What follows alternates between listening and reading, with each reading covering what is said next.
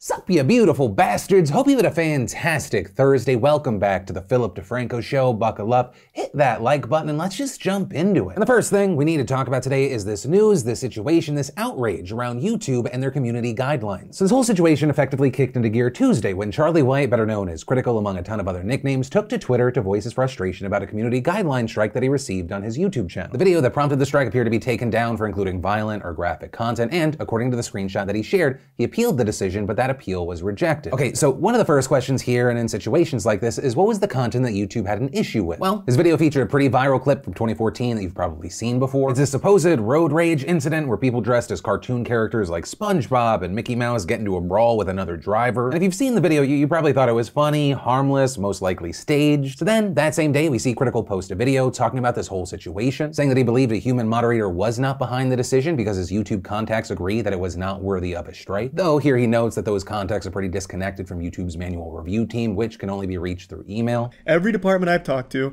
has no direct means of communication with them, and I'm talking heads of these departments have no way of getting in contact with this fucking group here. You know how alarming that is? They actually shared with me the message they sent in regards to the road rage video they took down. It's 2 lines. It is one line that says, "We are maintaining our decision to keep the video down," and the second line is a copy and paste of the rules regarding shocking content that's taken right off the Google help page. That's it. There's no conversation. There's no proof that a human being even wrote that email. It is literally looking like an automated reply. That is what they sent to a head of one of these departments who tried to get in contact and fix this issue.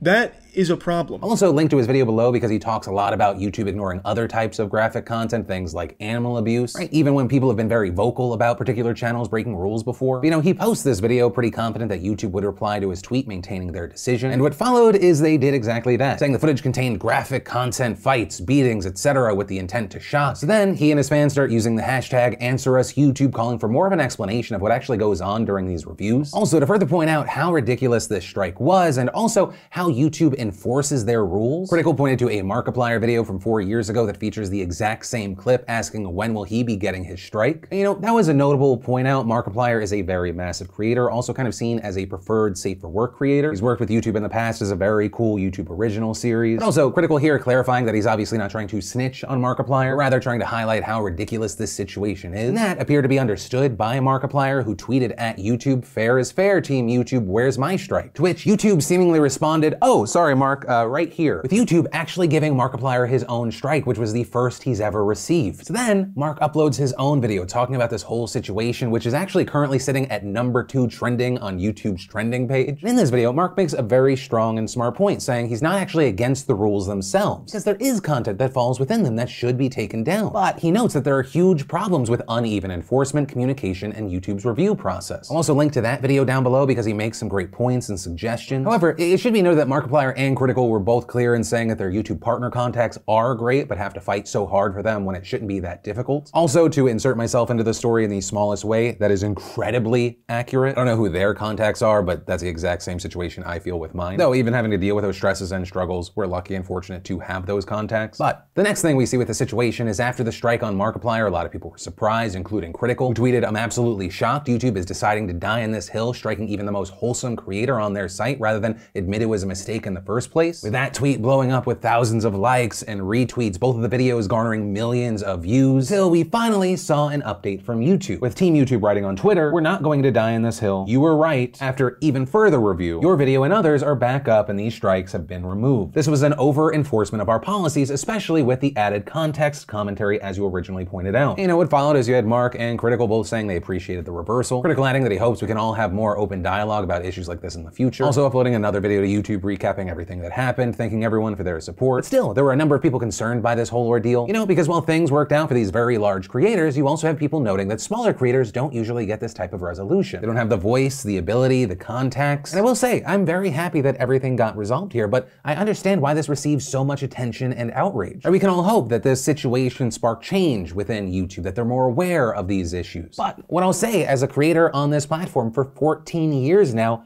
I do have doubts. I am hopeful, but I have doubts. And that's because during that time span, the only thing that I've seen consistent for creators is that stuff doesn't get done, it does not change unless people openly complain and complain constantly. And that's in part because we're dealing with an imperfect system, because the scale of YouTube is unthinkable. Like, how much content is uploaded to this platform every single minute? Wild. So I think the implementation and enforcement of rules that has to take in mind context, I have serious doubts about the success rate we could see there. You know, that is where I'm gonna leave this, and I wanna pass the question off to you. What are your thoughts here? Are we seeing actual change, progress, openness for a conversation? Or do you maybe see this as an outlier situation, that YouTube put out the fire because it was too big? Also, do you think this system in place can get to a point, or a new system could be implemented that could actually enforce things properly? Right, the hope is that through situations like the one we discussed today, progress can be made, but do you think that it will get there? Yes, no, why not? I'd love to know your thoughts here. But from that, I want to share some stuff I love today, and Today in Awesome brought to you by Robinhood, and more specifically, RobinhoodPhil.com. And if you don't know, Robinhood is a fantastic investment app for beginners and active traders with no commission fees. In addition to them being a fantastic sponsor and actually being a great way to support the show because we get paid per conversion, I've actually been using and loving the app for years now. It's easy, it's clean, and the best thing of all is that if right now you sign up using RobinhoodPhil.com, right, you just click that link down below, you link your bank account, a surprise stock will appear in your account. Now, certain limitations do apply, but you don't even need money in your account to get that free stock. And while there's a good chance that that stock will have a value of $2.50 to $10, you also have Robinhood saying that you have a 1 in 150 chance of getting stocks like Visa, Walmart, even Apple. So yeah, main point, go to RobinhoodPhil.com or just click that link in the description down below. You're welcome, thank you, and enjoy. And the first bit of awesome today is almost everything that Nintendo announced, though I am a little bit biased here. I have a kid that loves Mario. Among the things announced, you have Super Mario 64, Super Mario Sunshine, and Super Mario Galaxy coming to the Switch, as well as a Mario Battle Royale, which I am intrigued by, but will probably stop playing after a week when I realize that everyone is better than me. And then finally, what could be awesome, or in the real world might not be as cool, Nintendo announced Mario Kart Live Home Circuit, which is their new AR game, which will allow you to race on your Switch and using a real world race toy. Using several gates that you can place around your house or wherever, you make these custom courses and it looks awesome. And or maybe your pet's worst nightmare. We'll see. Then we got a new trailer for the new Bond movie, No Time to Die. We had Tori Kelly creating the playlist of her life. We also got Ralph Macchio breaking down his career from Karate Kid to My Cousin Vinny. And if you want to see the full versions of everything I just shared, the secret link of the day, really anything at all, links as always are in the description down below. And then let's talk about this. Let them send it in and let them go vote. And if their system's as good as they say it is, then obviously they won't be able to vote. If it isn't tabulated, they'll be able to vote. So that's the way it is. And that's what they should do. Send it in early and then go and vote. And if it's not tabulated, you vote. And the vote is going to count. You can't let them take your vote away. These people are playing dirty politics. Dirty politics.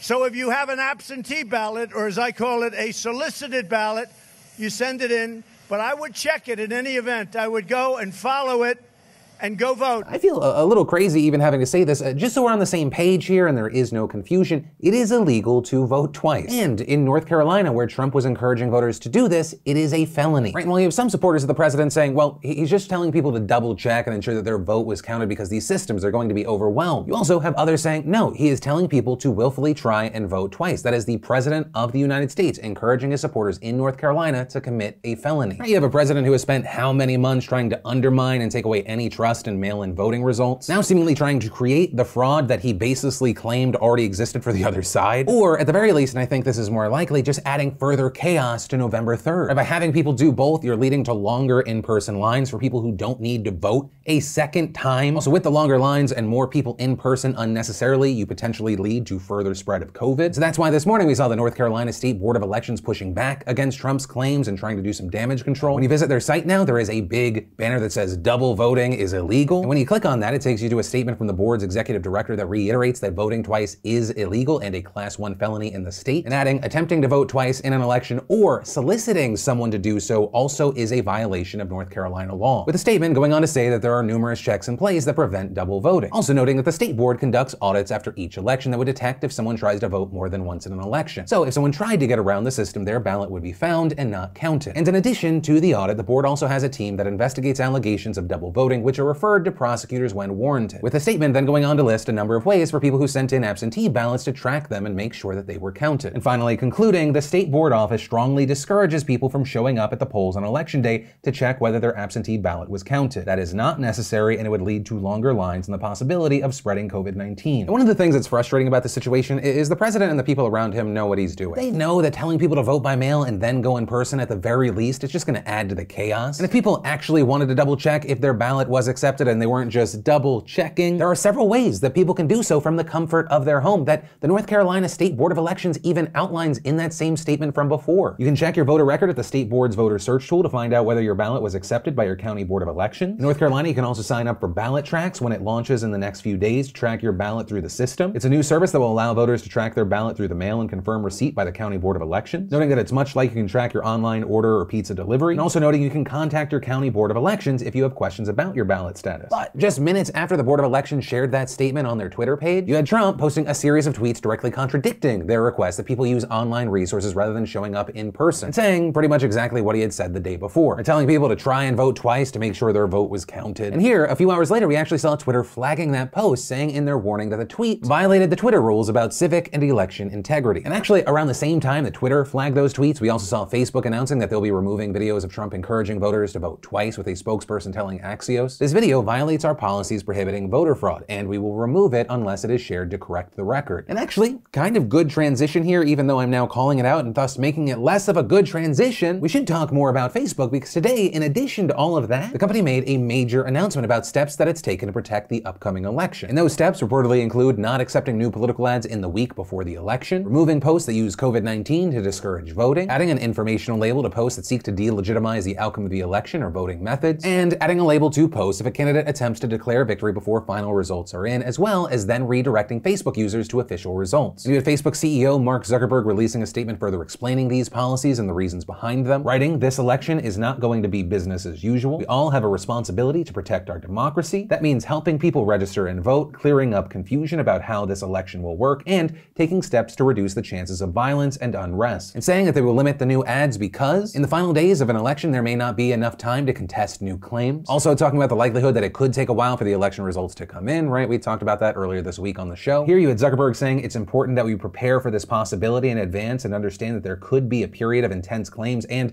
counterclaims as the final results are counted. And ultimately, with him closing, "I believe our democracy is strong enough to withstand this challenge and deliver a free and fair election. But it's going to take a concerted effort by all of us, political parties and candidates, election authorities, the media and social networks, and ultimately voters as well, to live up to our responsibilities." Reuters will also be working with Facebook when it comes to providing accurate election results and information, with Facebook also working to register voters leading up to the election. And this is a fairly big deal because it is one of the most sweeping actions that Facebook has taken combating misinformation, especially when it comes to the election. Right, Zuckerberg has continually opposed banning political advertising on the site despite facing pressure to do so, especially when Twitter opted to make that move. And so, of course, with this new move, we've seen a ton of responses, especially about Facebook's choice to not allow new political ads in the week leading up to Election Day. As of recording, it looks like the Biden campaign has not issued an official response to this news, but you do have Samantha Zager, the Trump campaign's deputy national press secretary, condemning this, saying in a statement, "In the last 7 days of the most important election in our history, President Trump will be banned from defending himself on the largest platform in America." Though, here I do want to note, for what it's worth, Facebook is not banning political speech, right? These rules don't say that Donald Trump cannot post to his massive audience on Facebook, just that he can't run new ads. But still, to note, there was criticism of this policy from all sides, though we've seen different reasons, right? While the Trump campaign thought that it went too far, those who have called on Facebook to do more to combat political misinformation do not think that it's nearly enough. For example, you had people like Dipayan Ghosh, the co-director of the Harvard Kennedy School's Digital Platforms and Democracy Project, telling ABC News that the move is narrow, saying, "I think we have to acknowledge that in prohibiting new political advertising over that last week, the company is essentially volunteering the position that it believes that political ads have the potential to harm the democratic process. The question then is, why stop them just 1 week before Election Day, especially in an election cycle when many people will have voted well before Election Day because of mail-in ballots or early voting?" You also had the president of Media Matters issuing a statement saying this new policy is pointless, adding, "Of all the issues with disinformation and extremism on Facebook, political ads are at the bottom of the list." Also adding that misinformation can still spread on the platform since it does not ban all political ads, just new ones. And closing here by saying, "This is just another PR stunt from Facebook. Don't buy it." Though there were also some people who are at least cautiously optimistic about these new policies, right? Thinking they had potential as long as they are actually executed properly. I guess kind of bringing it back full circle to the first story, you can have policies, but how you enforce it is the key here, which is why we saw the president and CEO of the Leadership Conference on Civil and Human Rights tweet Facebook's announcements about policing voting misinformation, including by politicians, and defending a fair election are significant improvements and come after much pressure from the civil rights community. But everything, any impact rests on enforcement. We'll remain vigilant. But yeah, for now, that is where that story ends, and of course I pass the question off to you. What are your thoughts here? When it comes to Facebook and this announcement, which one of these camps do you land in? Are you somewhere in the middle, you're cautiously optimistic? Are you for it? Are you against it? Why not? I'd love to know. And that is where I'm going to end today's show. As always, thank you for being a part of these daily dives in the news. Also, if you're new here, definitely subscribe, tap that bell to turn on notifications. And of course, my name's Philip DeFranco. You've just been filled in. I love yo faces, and I'll see you next time.